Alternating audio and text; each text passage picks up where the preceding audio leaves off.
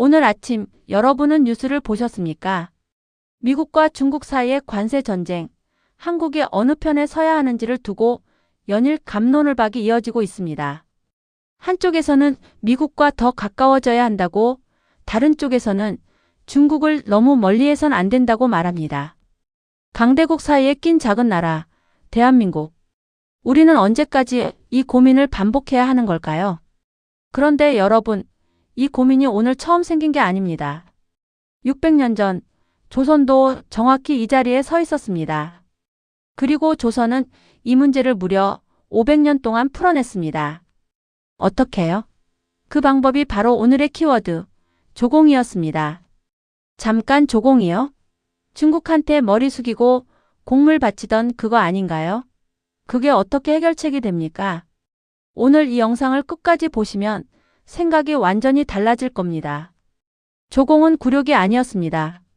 그것은 작은 나라가 강대국 사이에서 살아남고 나아가 번영하기 위해 설계한 가장 치밀한 전략이었습니다.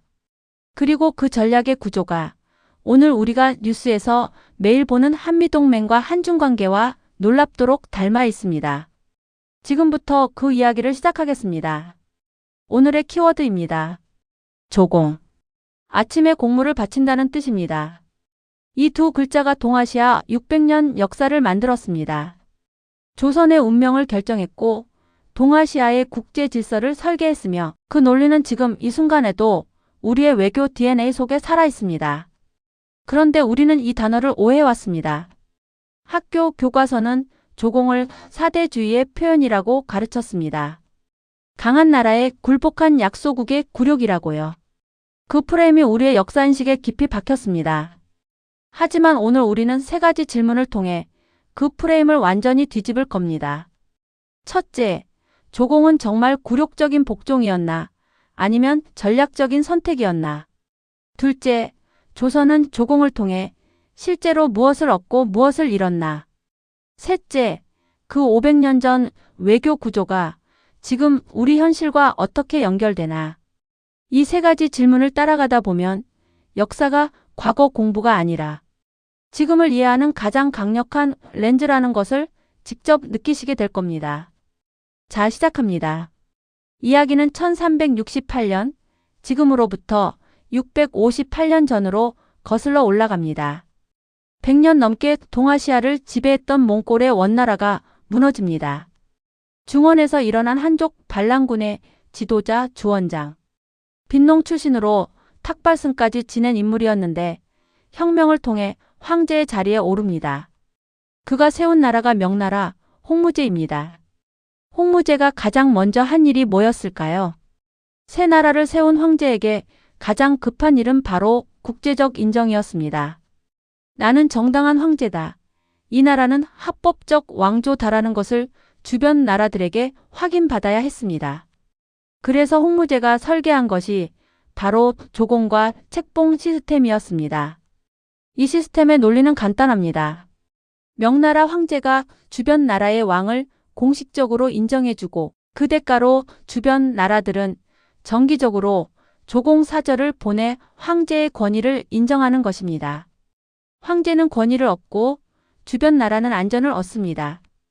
이것은 지배가 아니라 상호 인정의 시스템이었습니다.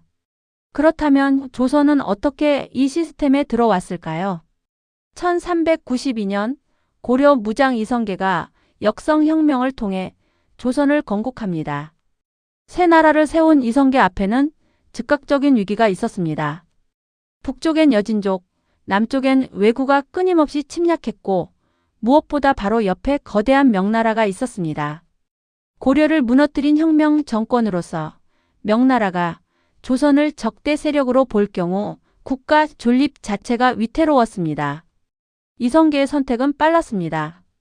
즉각 명나라에 사신을 보냈습니다. 우리는 새로운 나라를 세웠습니다. 황제 폐하께 충성을 맹세합니다. 국호를 내려주십시오. 나라 이름조차 명나라 황제에게 허락을 받아 정했습니다. 홍무제가 제시한 두 가지 이름 중 조선이 선택됐습니다. 지금 현대인의 감각으로 보면 굴욕스럽습니다. 나라 이름을 외국 황제한테 허락받다니요. 하지만 당시의 외교 언어로 보면 이것은 최고 수준의 연대 선언이었습니다. 우리는 명나라 중심의 세동아시아 질서를 지지한다는 공식 메시지였습니다. 6.25 전쟁 이후 한국이 유엔과 미국의 지원을 받으며 국제사회에 편입됐을 때 미국 중심의 자유민주주의 국제 질서를 지지한다는 입장을 취한 것과 논리가 같습니다. 형식은 달라도 생존의 언어는 같았습니다. 그렇다면 이 조공 시스템이 실제로 어떻게 작동했는지 구체적으로 들여다봐야 합니다. 명나라와의 협약에서 조선은 1년에 3번 공식 사절단을 보내기로 했습니다. 황제의 생일에 보내는 성절사, 새해에 보내는 정조사, 동지에 보내는 동지사. 이 3차례가 기본 조공이었습니다. 여기에 특별한 일이 생길 때 보내는 별사까지 합치면 조선은 매년 수차례 베이징을 향한 사절단을 운영했습니다. 그 규모가 어떠했냐면 한 번 사절단에 보통 200명에서 400명이 움직였습니다. 서울에서 베이징까지 왕복 3개월. 이것이 500년 동안 반복됐습니다. 얼마나 많은 인력과 비용이 투입됐는지 상상이 되십니까? 조선이 명나라에 바친 것들을 나열해 봅시다. 금, 은, 인삼, 비단, 모시, 호랑이 가죽, 종이. 그리고 가장 논란이 됐던 것이 공료와 내시였습니다. 처녀와 내시를 사람으로 보내는 것. 이것은 조선 역사의 깊은 상처였습니다. 딸 가진 집들이 결혼을 서둘렀고 공녀 선발이 있는 해에는 나라 전체가 들썩였습니다. 625 전쟁의 피란길처럼 공녀 차출 소식은 그 시대 백성들의 가장 두려운 기억이었을 겁니다. 그 고통과 공포는 어느 역사책에도 다 담기지 않습니다. 그런데 반대편도 봐야 합니다. 명나라가 돌려준 것들, 회사라고 합니다. 비단 수천 필 약재, 서적, 도자기. 그리고 가장 결정적인 것이 바로 무역 허가였습니다. 조공사절단은 공물을 바치러 가는 외교 사절이자 동시에 공식 무역 사절단이었습니다. 서울에서 베이징까지 가는 길에 공식적으로 허용된 사행 무역을 할 수 있었습니다. 조선의 인삼, 모시, 종이를 팔고 중국의 비단, 서적, 약재를 사오는 겁니다. 역사학자 박원호 선생의 연구에 따르면 조선이 명나라에 바친 공물의 가치와 명나라가 돌려준 회사품의 가치를 비교했을 때 초기에는 오히려 조선이 더 많이 받는 구조였습니다. 명나라 황제는 관대함을 과시하기 위해 회사를 넉넉하게 줬거든요. 당장의 거래로만 보면 조선이 남는 장사였습니다. 현대 국제 경제로 비유하면 이렇습니다. 미국이 주도하는 자유무역 질서에 참여하면 미국의 안보 우산도 받고 무역도 할 수 있습니다. 조공과 책봉 시스템도 정확히 같은 구조였습니다. 안보 우산과 무역 통로, 이 두 가지를 동시에 제공하는 패키지 딜이었습니다. 베이징에 도착한 조선 사절단은 공식 조공 의식만 치르고 돌아온 것이 아니었습니다. 그 기간 동안 명나라 관료들과 비공식 만남을 갖고 동향을 파악했습니다. 여진족의 움직임은 어떤가? 명나라 내부 권력 다툼은 어디까지 왔나? 조선의 불리한 정책이 논의되고 있지는 않은가? 이 모든 정보를 사절단이 수집해서 조선 조정에 보고했습니다. 이것은 현대의 외교 공관, 대사관의 정보 수집 기능과 정확히 같습니다. 주중 한국 대사관이 중국의 경제정책 변화를 파악해서 본국에 보고하는 것처럼 조선의 조공사절단은 베이징에서 동아시아 정세의 핵심 정보를 가져왔습니다. 여기에 더해 사절단에는 반드시 최고 수준의 유학자들이 포함됐습니다. 베이징의 서점가에서 최신 중국 학술서를 구입해오고 명나라 지식인들과 학문 교류를 했습니다. 조선의 성리학이 발전하고 활자 기술과 의학이 발전하는데 이 루트가 결정적 역할을 했습니다. 조공사절단은 외교관이자 상인이자 정보 요원이자 학자였습니다. 한 번의 여정에서 이 모든 기능을 동시에 수행한 겁니다. 비효율적으로 보이는 600년 전의 시스템이 사실은 놀랍도록 정교한 다목적 국가 시스템이었습니다. 이제 가장 중요한 포인트입니다. 하버드대 동아시아 역사학자 존 페어뱅크 교수는 동아시아 조공 시스템을 이렇게 정의했습니다. 의례적으로는 불평등하지만 실질적으로는 상호 이익이 되는 시스템이다. 조공의식에서 조선 사신은 명나라 황제 앞에 무릎을 꿇었습니다. 3번 무릎 꿇고 9번 머리를 땅에 조아리는 3개 구고두레. 의례적으로는 완전한 복종의 표시입니다. 하지만 그 의례가 진행되는 동안 그리고 그 전후로 조선 사절단은 실질적인 이익 협상을 멈추지 않았습니다. 곡물의 종류와 규모를 최소화하려는 협상, 공여 차출할 당량을 줄이려는 끈질긴 외교, 조선에 불리한 명나라 정책을 바꾸려는 로비. 머리는 조아렸지만 눈은 계속 협상 테이블을 보고 있었습니다. 의례적 복종과 실질적 이익 추구를 분리한 겁니다. 황제 앞에서 무릎 꿇는 형식은 허용했지만 실질적인 국익은 지켜냈습니다. 이 원칙은 지금도 외교의 진리입니다. 외교 의전에서 허리를 굽히고 악수를 하는 것이 굴욕이 아닌 것처럼 의례와 실질을 분리해서 보는 눈이 외교의 핵심입니다.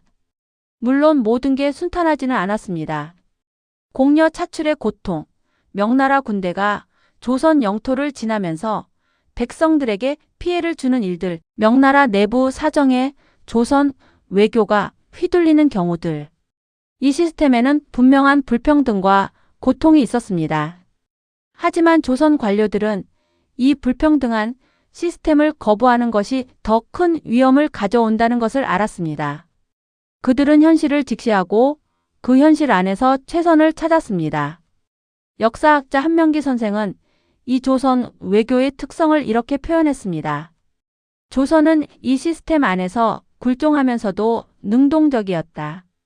굴종하면서도 능동적이었다. 이 역설이 조선 외교 500년의 핵심입니다. 이제 조공 시스템이 가장 극적으로 시험받은 2개의 결정적 순간으로 갑니다. 1592년 4월 도요토미 히데요시가 이끄는 일본군 15만 명이 부산에 상륙합니다. 불과 3주 만에 한양이 함락됩니다. 선조 임금은 밤을 틈타 도성을 버리고 북쪽으로 피란을 갑니다. 조선 백성들의 분노는 극에 달했습니다. 피란 가는 왕의 행렬에 백성들이 돌을 던졌습니다. 경복궁이 불탔습니다. 절체절명의 위기에서 조선이 선택한 것은 명나라의 구원을 요청하는 것이었습니다. 사신이 베이징으로 달려갑니다. 명나라 황제 앞에 엎드려 올린 글에는 이런 핵심 논리가 있었습니다. 조선은 200년 동안 한 번도 조공을 빠뜨리지 않았습니다. 지금 이 위기에서 황제께서 외면하신다면 조공체제 전체가 흔들릴 것입니다. 200년 동안 성실하게 쌓아온 조공 신뢰를 한 번에 꺼내는 순간이었습니다. 보험을 드디어 청구하는 것이었습니다. 명나라는 응했습니다. 이여송이 이끄는 명군 5만 명이 압록강을 건넙니다. 1593년 1월 명나라 군대가 합세하여 평양성을 탈환합니다. 역사학자들은 이 명군의 참전이 없었다면 조선이 일본에 복속됐을 가능성이 높다고 봅니다. 조공 시스템이 문자 그대로 나라를 살린 겁니다. 하지만 역사는 영웅담으로만 이루어지지 않습니다. 명군은 조선에 큰 부담이 되기도 했습니다. 군량미를 조선이 조달해야 했고 일부 명나라 군사들은 조선 백성을 약탈했습니다. 그리고 결정적으로 명나라는 일본과 단독으로 강화 협상을 벌이면서 조선의 입장을 무시했습니다. 도와달라고 불러놓고 정작 협상은 조선 없이 진행한 겁니다. 동맹의 현실입니다. 완전한 신뢰는 없습니다. 이해관계가 다를 때 동맹도 각자의 길을 갑니다. 조선 외교관들은 이 경험에서 냉혹한 교훈을 배웠습니다. 관계를 맺되 맹목적으로 의존하지 말 것.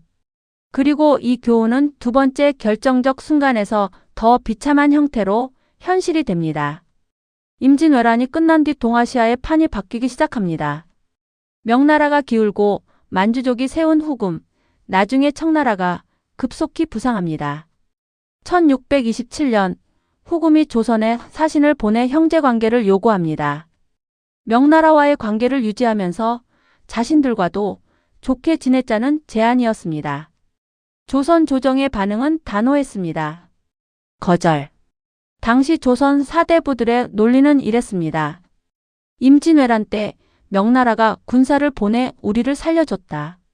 그 은혜를 배신할 수 없다. 더구나 후금은 오랑캐다. 의리와 명분의 논리였습니다. 하지만 냉정하게 봐야 합니다. 이것은 의리였을까요? 아니면 정세 오판이었을까요? 당시 명나라의 국력은 심각하게 쇠퇴하고 있었습니다. 후금은 매 전투에서 명나라 군대를 격파했습니다. 현실적으로 판세는 기울어가고 있었습니다. 하지만 조선 조정은 이 구조 변화를 직시하지 않았습니다. 1636년 12월 태종 홍타이지가 직접 10만 대군을 이끌고 조선을 침략합니다. 병자호란입니다. 조선군은 속수무책으로 밀렸습니다. 인조는 남한산성으로 피신해 45일을 버텼습니다. 지원군을 기다렸지만 명나라는 끝내 오지 않았습니다. 자신들도 청나라의 공세에 밀리고 있었으니까요.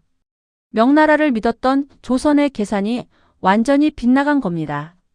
1637년 1월 30일 인조가 남한 산성에서 내려옵니다.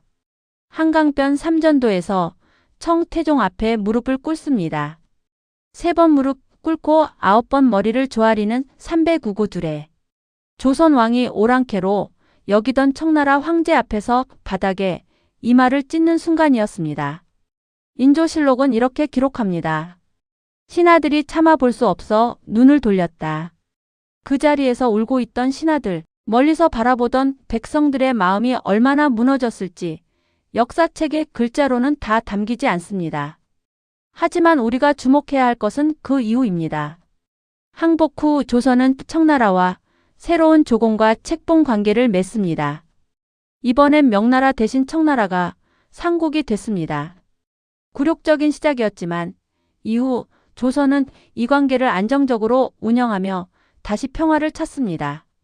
조공 시스템은 어떤 강대국과의 관계에서도 작동했습니다. 명나라가 청나라로 바뀌어도 이 시스템의 논리는 그대로였습니다. 그리고 조선 사대부들은 내면에서 조선 중화주의를 발전시킵니다. 우리가 비록 청나라에 몸을 굽혔지만 진정한 유교 문명의 적통은 조선이 이어가고 있다. 몸은 굴복했지만 정신은 굴복하지 않겠다는 것이었습니다. 두 번의 결정적 순간이 보여주는 교훈은 이것입니다. 조공 시스템 자체가 문제가 아니었습니다. 그것을 운영하는 자세의 문제였습니다.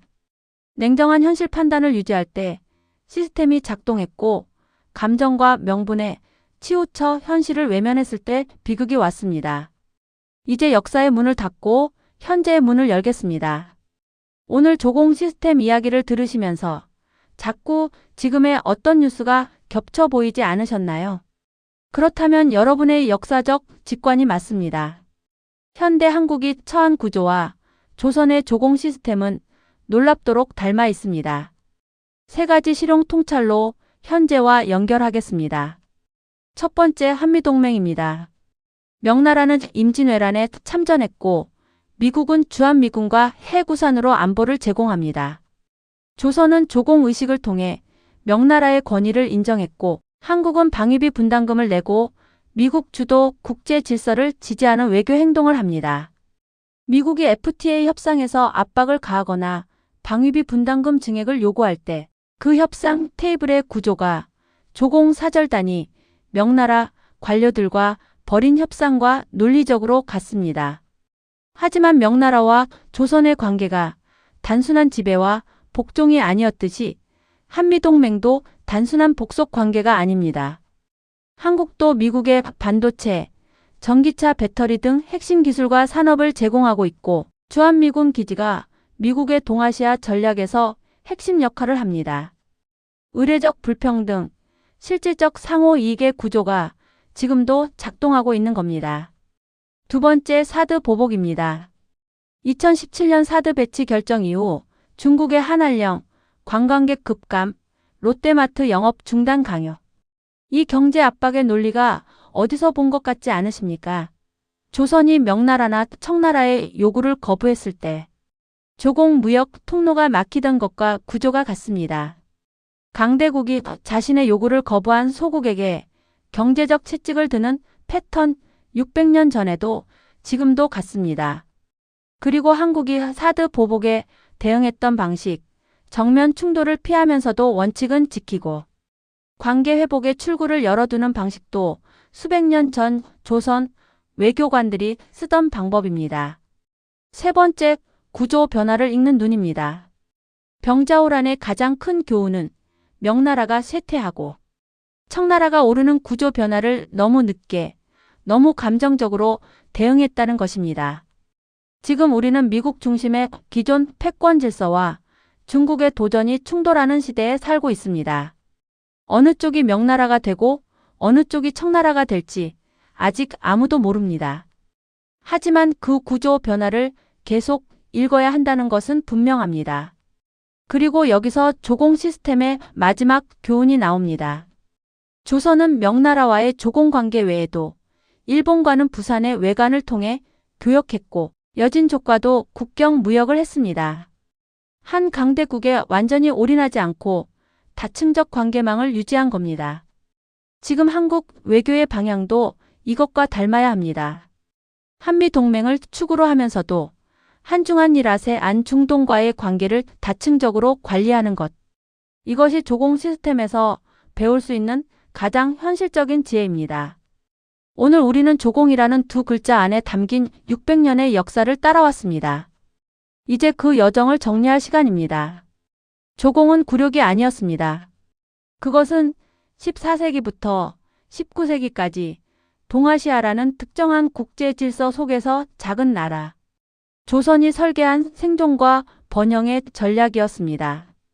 안보, 경제, 외교적 승인을 동시에 패키지로 거래하는 치밀한 시스템이었습니다. 역사는 반복되지 않는다. 하지만 역사는 운율을 갖는다. 마크 트웨인이 했다고 전해지는 이 말처럼 조공 시스템과 현대 동맹 구조는 완전히 같지 않습니다. 하지만 같은 운율을 갖고 있습니다. 강대국과 소국 사이의 안보와 경제 교환, 의례와 실질의 분리, 구조 변화를 읽는 능력의 중요성입니다. 오늘 역사가 우리에게 주는 통찰 세 가지를 마지막으로 정리합니다.